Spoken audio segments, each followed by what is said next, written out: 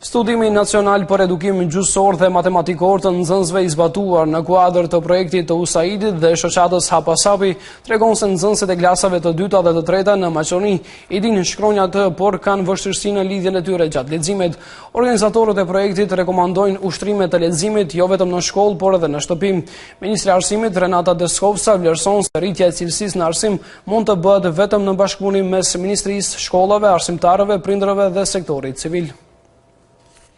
Nxënësit e klasave të dyta dhe të treta i dinë shkronjat, por kanë vështirësi në lidhjen e tyre gjatë leximit. Deri te ky konstatim ka ardhur studimi nacional për njohuritë e fëmijëve në gjuhë dhe matematik, i realizuar nga USAID në maj të vitit të kaluar me 8000 nxënës të klasave me mësim në gjuhën shqipe, maqedone dhe turke.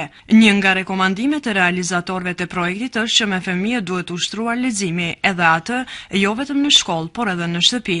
Ministri i Arsimit Renata Deskovska thot se kjo ministri angazhohet për rritjen e rejtingut të nivelit të arsimit në Maqedoni me atë vendeve evropiane.